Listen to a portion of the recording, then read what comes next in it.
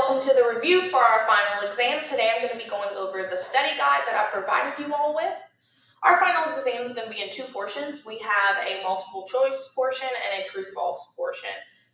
It's going to be very straightforward. It's going to be exactly these questions that I'm asking you and reviewing on the study guide today. They will be in a different order, and it will have different answer choices. The answer choices will be in a different order as well, so you won't be able to memorize the answers. But I'm not looking to trick you. These answers are very straightforward. It's things we talked about, and a lot of them are just common sense, right? You should be able to use logic in order to get the correct answer. We have 19 multiple choice questions and 13 true-false questions, and so I'm just going to go ahead and review. Which of the following is the primary goal of public speaking? To inform, persuade, or entertain? B. Public speaking is always going to have one of these three purposes. Whether you're the president giving a speech to the nation, right? You're going to inform us of something that's happening, or you're going to persuade us to agree with whichever viewpoint they may be taking at that time, right? Or whether you are a news anchor reporting the weather, trying to inform your audience, or even a comedian, right? Looking to entertain their audience. Anyone speaking in front of other people are going to have one of these three goals. 2, what element is not part of the communication process? That's going to be D, memorization. You don't want to memorize your speech. We know that. Number 3, what type of speech aims to change the audience's beliefs or actions? That's going to be a persuasive speech, right? You want them to basically agree with you by the end of your speech. You're attempting to present them information and an argument in a way, right, that changes their belief or viewpoint. Number 4, what is the purpose of refuting a counter-argument? The purpose of refuting a counter-argument is going to be to weaken the opposing view and strengthen your position. In persuasive speaking, we have a claim, a counter-argument, a claim, an argument, a counter-argument, and then we refute it, right? So that's basically saying my claim would be that renewable energy is better for the environment. My argument is that renewable energy is better for the environment because it reduces emissions, right? So that's your argument is your claim backed up by supporting evidence, right? And then we have a counter argument. That's going to be the opposite of what you're trying to say. So the counter argument would be that renewable energy is too expensive to implement in society. And then we have to refute our counter argument, because it wouldn't do our speech justice if we give a whole speech about the benefits of renewable energy, and then at the end we say, yes, it is true that renewable energy is too expensive.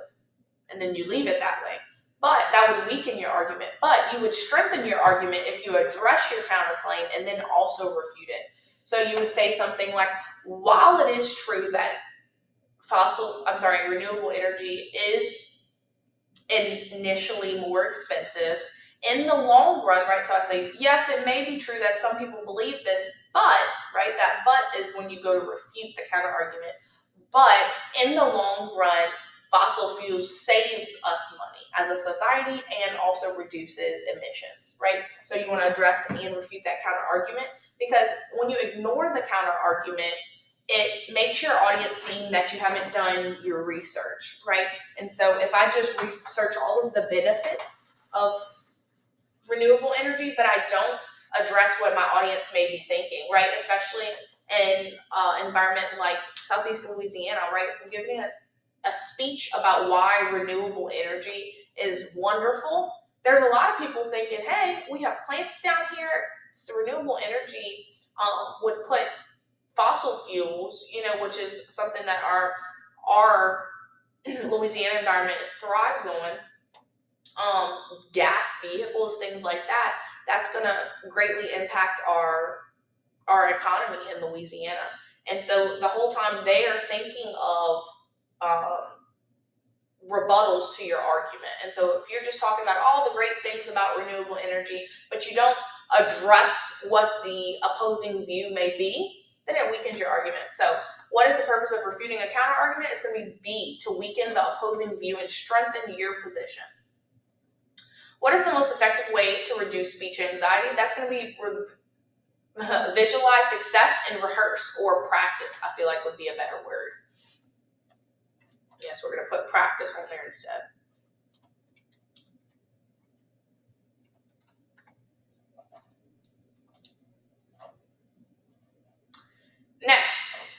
have reached the end of your if you have reached the end of your speech but have not yet reached your time requirement, what should you do, right? Should you avoid eye contact? Should you give a brief summary of your speech, right? We've already done that, and you just do it again to buy time. Or should you wait awkwardly until time? No, that's awkward for your audience as well as you. What you want to do is just end your speech, right? You want to end on a high note. If that's all you have to say, that's all you have to say. You don't want to reduce the quality of your speech by trying to stretch it out and hit a time frame, right? If you just lose a couple of points for it being 45 seconds short, it is what it is. We'd rather you end your speech, right, with actual substance than rambling on for an extra 45 seconds. So the answer to that is going to be D, end your speech. Number 7, which of the following is an example of external noise? That's going to be C, loud construction outside. Another example of external noise would be a student getting up and leaving in the middle of your speech and then coming back in, or someone eating a loud bag of chips, or the Promethean board alarm going off all of a sudden, right? Some things that can distract you that happen externally. There is also internal noise, but this question is about external noise. What is the first step in audience analysis? Delivering your speech? No, because audience analysis happens before we give our speech, right? We want to know what type of environment we're coming into to give our speech, right? So you want to understand the demographics and attitudes, right? So if I'm going to talk to a group of students, I need to know if the students are college students, middle school students, or kindergarten students, right? That makes a really big difference on the content and delivery of my speech. So your audience analysis needs to be done before you begin to craft your speech. Which of the below is not considered part of the introduction part of your speech? That's going to be your call to action. That has to do with persuasive speaking, right? At the end of a persuasive speech, after we have reviewed our speech, we want to have a call to action. That's saying, I encourage you all to look up your local animal shelter and donate, if not your money, some of your time, right? Because local animal shelters are underfunded and understaffed. So I'm asking you to do something. I'm reinforcing the ideas that I talked about by encouraging you to have some type of action towards it. So call to action.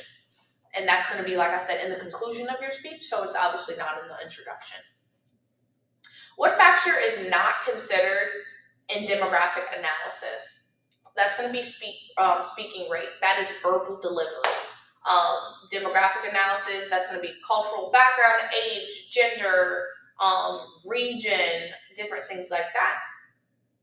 11, purpose of the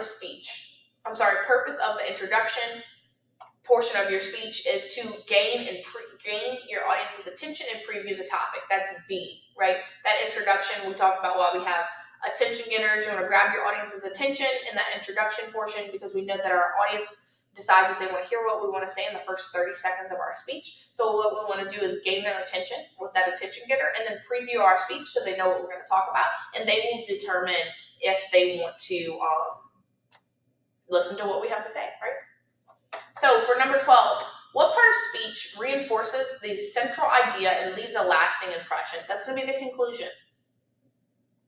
13, which delivery method uses minimal notes and sounds conversational? That's going to be extemporaneous speaking. That is the type of speech that we give in this class, extemporaneous. That is planned, organized, face-to-face speaking. We talked about a couple of other types of speech, right? Impromptu speech was what we did on the first day of class when you were asked to come and speak in front of the class, but you hadn't prepared any information and you didn't know you were going to have to do it. Memorized speech is just that, memorizing something. That's when students have to get up on stage in kindergarten or middle school and give the Martin Luther King I Have a Dream speech. Or something like on a Christmas play, they give some type of quote or something like that, right? That's memorized speech. A manuscripted speech is when we did the teleprompter activity. That's a speech that's completely written out that you read. So the answer is, which delivery method uses minimal notes and sounds conversational? That's going to be extemporaneous, right? What is the most important aspect of vocal delivery? That's going to be variety and pitch, rate, and volume. If you don't have variety in your pitch, rate, and volume, then you're monotone and you're talking like this, and your tone is the same, your rate of speech is the same, and your pitch and volume are the same. think I repeated, but still. 15, with nonverbal cue, which nonverbal cue can weaken credibility? That's going to be fidgeting and avoiding eye contact, right? You look nervous when you're fidgeting, when you're avoiding eye contact, that's not building trust with your audience or establishing credibility. 16, what type of evidence is most persuasive? That's going to be statistics and expert testimony, right? We can't just give our opinions. We can't just tell our audience things. We have to back it up. And how do we back it up? By using statistics, facts, or professionals, which is logos, right? Expert testimony, logos, expert testimony, credibility to basically co-sign what we believe. 17, what is the best way to cite sources orally? Of course, that's going to be according to, which is B, according to Dr. Smith, psychologist at Harvard. You don't have to say according to, right? You can say as stated by, as seen in, Arthur XYZ quotes, right? 18, which appeal focuses on logic and reasoning? So we have ethos, which is going to be appeal to credibility, right? That's saying that because Oprah Winfrey uses Olay makeup, you should as well. Oprah Winfrey's rich and has nice skin, so you should do what she does, right? Another example would be Selena Gomez, right? She uses Pantene on the Pantene commercial, swinging her hair, and you should use it too because Selena Gomez is famous and has long, beautiful hair, and she's a credible source, and you should do it because she does, right? Pathos, which is appeal to emotion. That is, if I had a commercial for an animal shelter and saying that we were underfunded and understaffed and showing the conditions or the condition of dogs that are hurt, mutilated, mangy, and saying like, oh, these poor dogs were dropped off at shelters and we want to take care of them, but we don't have the funds to do so. Please donate to our cause, right? They're trying to persuade you to donate to the animal shelter by showing you these sad dogs, right? That's appeal to emotions, right? All it pulls on your heartstrings. The answer to this question, which appeal focuses on logic and reasoning, is logos, because logos appeals to logic and reasoning and uses numbers, facts, statistic, and data to further their point, right? That's saying that you should come to River Parish Community College instead of LSU because LSU's tuition is $50,000 a year and River Parish's tuition is $5,000 a year. Using your logic and reasoning, right? Those numbers aren't true. That's just an example. Another example would be saying that you should come to River Parish Community College because they have the highest rate of college graduates that enter the workforce within 6 months of graduating, right? In the region. And so we have a higher rate than other community colleges, right? I'm not necessarily saying that's true. That's just an example. 19. Which of the following best describes a counter-argument and a persuasive speech? It's going to be B, the opposing viewpoint that you address. On to the true-false. 1, public speaking is a one-way process with no feedback from the audience. That is false. We talk about how public speaking is an enlarged conversation. You are constantly giving your audience feedback, and your audience is constantly giving you feedback. If you're nervous, your audience sees you fiddling, trying to avoid contact. If your audience is bored, they're going to be sleeping, playing on their phones, right?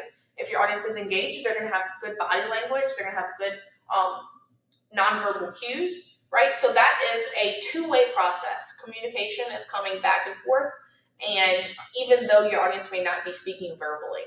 2, eye contact helps establish credibility and connection with your audience. That's true. I believe I have a credible speaker or someone that knows what they're doing if they look at the floor the whole time. They look unsure of themselves. They look nervous. Why should I listen to you? 3, you should write your speech out so that you know exactly what you're supposed to say. That's going to be false. We do not want to write or memorize our speech out. 4, nonverbal cues. Nonverbal cues such as posture and gestures have little effect on your audience perception. That is going to be false, right? Those nonverbal cues are very important because they're telling your audience something. If you're looking down with your hands in your pocket the whole time, right? What is that telling your audience? It's conveying a lack of confidence. It's conveying, and you're not able to establish credibility, right? Eye contact does that. If your posture is slunched over, like you don't want to be there, like you're nervous, right? So that's going to be false. Nonverbal cues such as posture and gestures have a big effect, not a little effect. Number 5, a call to action should be vague to avoid pressuring the audience. That's going to be false. We want to be very clear in our call to action in our persuasive speeches. At the end of our speech, we want to say, make sure that you go get out and vote on November 5th. I'm asking you to do something very clear, precise, and direct, right?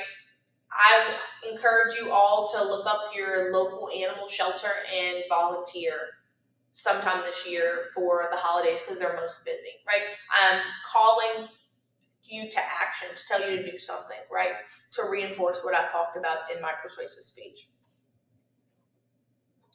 6, it is considered best practice to ask your audience a question and wait for them to verbally respond. That's false, right? For our attention getter, we want to have a rhetorical question. That means do not wait for your audience to answer why. We don't want to do that because, first of all, it's hit or miss. If you have a bigger crowd, sometimes you'll ask your audience, how are we doing today? And you wait and nobody answers, right? That's awkward. And then second of all, say you ask your audience, has anyone here, as an attention getter, has anyone here ever owned a Toyota Corolla, right? What if they respond back and they don't stop? What if multiple people respond? You have to give your speech, right? You give a rhetorical question. 6, it is considered best practice. We just did that one. 7, memorizing a speech word for word is the best way to sound natural. False. It sounds memorized. It sounds, it does not flow well, and it sounds stuffy and formal, right? We do not want to memorize our speech word for word. This is extemporaneous speaking. We want it to feel natural. We want it to be casual. We want it to be prepared, but not memorized. 8, visual aid should be simple, clear, and support your message. That's true. You don't want a confusing or busy visual aid. You don't want lots of words on it, right? Your visual aid is for your audience, but if you have too much going on with that visual aid, your audience isn't going to be focused on you. They're going to be reading or looking at the board. 10, pathos refers to emotional appeals in persuasive speaking. That's going to be true, right? Pathos is appeal to emotions, right? It's having a sad commercial, right, to try to get you to donate to something. 11, listening critically involves evaluating the speaker's arguments and evidence. That's true. When you're critically listening to something, you're trying to make sure that your speaker is credible. You're trying to make sure that they're correct and that they're using facts and statistics to validate themselves. 12, ethical speakers should always cite their sources accurately. True. We don't want to cite our sources inaccurately, right? Or not at all, because that's plagiarism. 13, addressing counter-arguments can increase speaker credibility. That's true. It shows that you have been done your due diligence or your research, that you're not being biased and only looking at one part of the argument. It's showing that you looked at the other side of the argument and you don't agree with it because of X, Y, Z. That's all I got for you guys. I want you guys to continue to look over this study guide. Like I said, a lot of the things we've already talked, all of the things just about we've talked about in class, and for the most part, it's going to be common sense, right? A lot of those questions are just common sense and our logic. But again, this test is not meant to confuse you. It's not meant to trick you. It's going to be exactly what you see here.